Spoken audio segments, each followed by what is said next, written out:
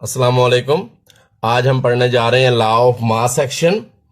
तो law of mass action किसने पेश किया देखते हैं। गोल्डबर्ग गोल्डबर्ग एंड वेग, ये दो साइंटिस्ट थे जिन्होंने लॉ ऑफ मास एक्शन पेश किया इन 1869। तो law of mass action Goldberg और वेग ने पेश किया इन 1869। तो लॉ ऑफ मास एक्शन को समझने से पहले हमें एक क्वेश्चन का पता होना चाहिए, एक टर्म सीखनी है, उसके बाद लॉ ऑफ मास एक्शन सीखेंगे। तो हम सीखेंगे कि what is active mass. Active mass क्या है? Right its unit and how active mass is represented। तो एक्टिव मास को कैसे रिप्रेजेंट किया जाता है? तो एक्टिव मास जो है वो बेसिकली मोलर कंसंट्रेशन है। मोलर कंसंट्रेशन यानी concentration in term of molarity.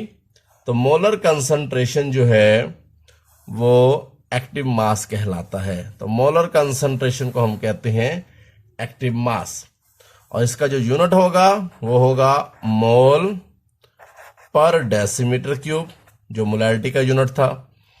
और उसके बाद इसको रिप्रेजेंट किया जाता है स्क्वायर ब्रैकेट से। इट इज रिप्रेजेंटेड बाय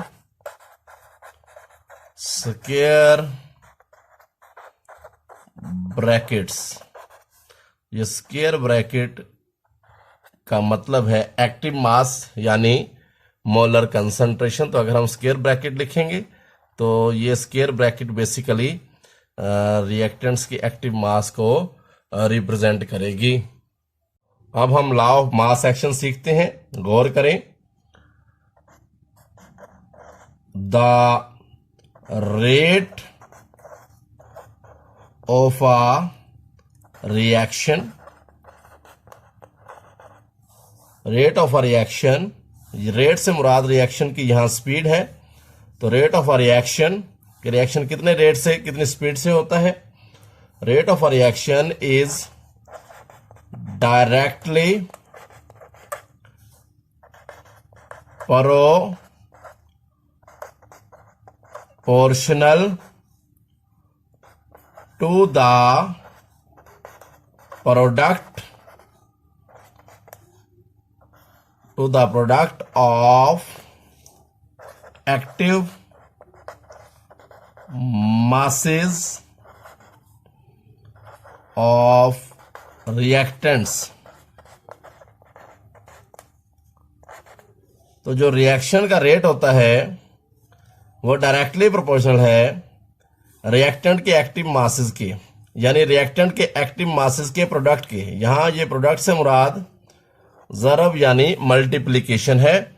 तो आगे चल के स्टेटमेंट को मजीद समझते हैं, गौर करें। The rate of a reaction, किसी रिएक्शन का रेट इज डायरेक्टली प्रोपोर्शनल है, किसके डायरेक्टली प्रोपोर्शनल है? Product of active masses of reactant. अब रिएक्टेंट के एक्टिव मासेस जितने ज्यादा होंगे रेट ऑफ रिएक्शन भी उतना ज्यादा होगा। जब एक्टिव मासेस कम होंगे यानी मोलर कंसंट्रेशन कम होगी तो रेट ऑफ रिएक्शन भी कम होगा, रिएक्शन की स्पीड भी कम होगी। तो जितने ज्यादा एक्टिव मासेस होंगे उतना रेट ऑफ रिएक्शन ज्यादा होगा, और जितने एक्टिव मासेस कम होंगे रिएक्टिंग सब्सटेंस के यानी रिएक्टेंट्स के उतना रेट कम होगा। तो रेट ऑफ रिएक्शन जो है वो एक्टिव मासेस के प्रोडक्ट के डायरेक्टली प्रोपोर्शनल होता है। अब हम इस रिवर्सिबल रिएक्शन को कंसीडर करते हैं, गौर करें। ए का रिएक्शन हो रहा है बी के साथ, ये रिवर्सिबल रिएक्शन है। तो बनेगा क्या? सी और डी। तो हमें यहां रिवर्सिबल एरो लगाने हैं रिवर्सिबल रिएक्शन के लिए। अब ए की जो मोलर कंसंट्रेशन जो एक्टिव मास होगा उसको लिखेंगे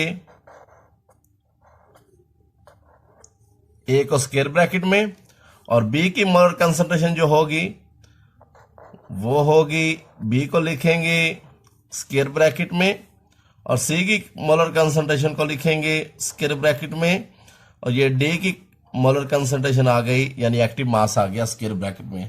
इसका मतलब ए की मोलर कंसंट्रेशन यानी ए का एक्टिव मास, ये बी का एक्टिव मास को रिप्रेजेंट कर रहा है, और ये सी के एक्टिव मास को रिप्रेजेंट कर रहा है, और ये डी की एक्टिव मास को रिप्रेजेंट कर रहा है।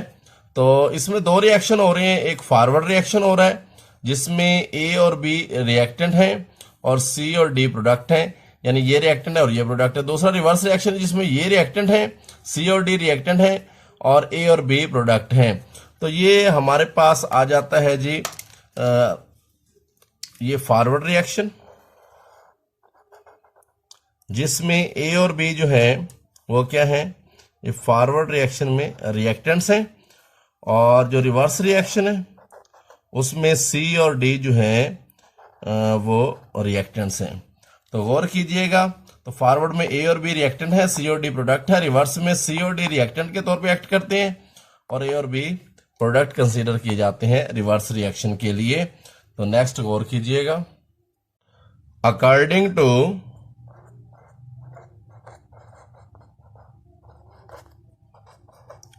Law of mass action, law of mass action के मुताबिक रेट ऑफ फॉरवर्ड रिएक्शन, ये फॉरवर्ड रिएक्शन है जिसमें ए और बी रिएक्टेंट है, is directly proportional, rate of a reaction is directly proportional to the product of active masses of reactant. तो क्योंकि forward में जो रिएक्टेंट है वो ए और बी है, तो यहां आ जाएगा product of active mass of A and active mass of B. तो जो रेट ऑफ फॉरवर्ड रिएक्शन होगा वो ए और बी के एक्टिव मास के प्रोडक्ट के डायरेक्टली प्रोपोर्शनल होगा।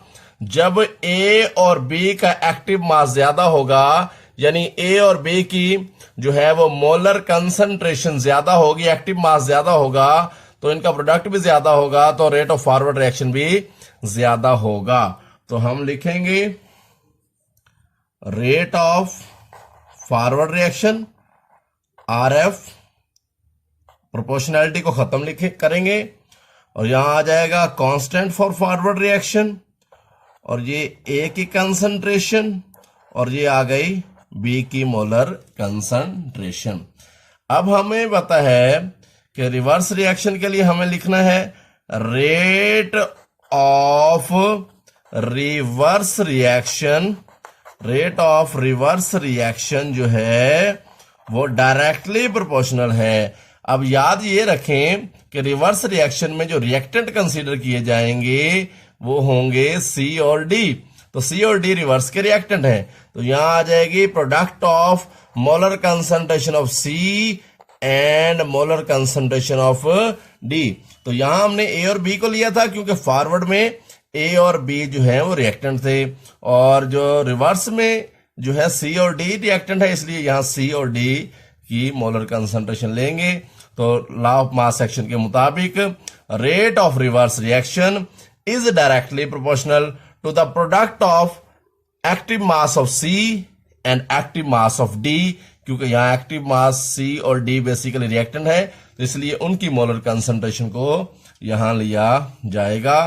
तो जितनी कंसंट्रेशन सी और डी की ज्यादा होगी उतना रेट ऑफ रिवर्स रिएक्शन ज्यादा होगा, यानी रिवर्स रिएक्शन उतना ज्यादा स्पीड से प्रोसीड करेगा। तो नेक्स्ट हम rate of reverse reaction R R, proportionality खत्म करेंगे, बराबर लगाएंगे, यहां कांस्टेंट फॉर रिवर्स रिएक्शन आ जाएगा और यहां आ जाएगी मोलर कंसंट्रेशन ऑफ सी और मोलर कंसंट्रेशन ऑफ डी। तो इस तरीके से हमने ये दोनों फार्मूले बना लिए। नेक्स्ट हम चलते हैं, तो यहां जो ये के एफ है, ये के एफ और ये के आर, ये प्रोपोर्शनैलिटी कांस्टेंट है और इनको specific rate constant of the forward and reverse reaction कहा जाता है रिस्पेक्टिवली। तो गौर करें तो ये जो है के एफ ये भी प्रोपोर्शनैलिटी कांस्टेंट है और के आर भी प्रोपोर्शनैलिटी कांस्टेंट है और के एफ को जो है specific rate constant for forward reaction कहते हैं और इसको specific rate constant for reverse reaction कहा जाता है। एट डायनामिक इक्विलिब्रियम, जब डायनामिक इक्विलिब्रियम कायम हो जाता है तो हमें पता है रेट ऑफ फॉरवर्ड रिएक्शन बराबर हो जाता है रेट ऑफ रिवर्स रिएक्शन के। तो डायनामिक इक्विलिब्रियम की हालत में फॉरवर्ड रिएक्शन का रेट और रिवर्स रिएक्शन का रेट बराबर हो जाता है। तो हम यहां रेट ऑफ फॉरवर्ड रिएक्शन की ये वैल्यू पुट करेंगे, यहां लिखेंगे और ये रेट ऑफ रिवर्स के लिए ये लिखेंगे। तो यहां लिखें के एफ ए की मोलर कंसंट्रेशन, बी की मोलर कंसंट्रेशन, ये आ गया रेट ऑफ फॉरवर्ड रिएक्शन के लिए, बराबर है रेट ऑफ रिवर्स रिएक्शन के लिए ये लिखेंगे, आर आर के लिए ये लिखेंगे। तो ये आ गया के आर सी की मोलर कंसंट्रेशन और डी की मोलर कंसंट्रेशन। अब के आर को इधर ले आए तो ये हो जाएगा के एफ बटा के आर और ए और बी की मोलर कंसंट्रेशन को साइड पे ले जाएं, बराबर हो जाएगा सी की मोलर कंसंट्रेशन, डी की मोलर कंसंट्रेशन वैसे के वैसे वही लिखेंगे और ए और बी की मोलर कंसंट्रेशन इधर आके डिवाइड हो जाएगी तो ए की मोलर कंसंट्रेशन और ये आ गई बी की मोलर कंसंट्रेशन। तो ये जो के एफ ओवर के आर की रेशियो होती है ये बेसिकली बराबर होती है के सी के, और के सी यहां बेसिकली कहलाता है इक्विलिब्रियम कांस्टेंट। तो के सी को हम कहते हैं इक्विलिब्रियम कांस्टेंट। तो के सी बराबर हो गया प्रोडक्ट की मोलर कंसंट्रेशन और रिएक्टेंट्स की मोलर कंसंट्रेशन के दरमियान, ये बेसिकली रेशियो है। इसको हम डिटेल में केसी का टॉपिक बाद में भी पढ़ेंगे। तो केसी बराबर हो गया, ये प्रोडक्ट की मोलर कंसंट्रेशन का प्रोडक्ट आ गया और ये रिएक्टेंट की मोलर कंसंट्रेशन का प्रोडक्ट आ गया। तो यहां हमने देखा कि जो लॉ ऑफ मास एक्शन है ये केसी और प्रोडक्ट और रिएक्टेंट की मोलर कंसंट्रेशन यानी एक्टिव मासेस के दरमियान रिलेशनशिप बताता है। तो हम केसी और प्रोडक्ट की मोलर कंसंट्रेशंस और रिएक्टेंट की मोलर कंसंट्रेशन के दरमियान लॉ ऑफ मास एक्शन की मदद से इनका रिलेशनशिप भी स्टडी कर सकते हैं। तो अल्लाह हाफिज। बेटा कोई क्वेश्चन हो तो बता दीजिएगा, कमेंट्स कर दीजिएगा। अल्लाह हाफिज।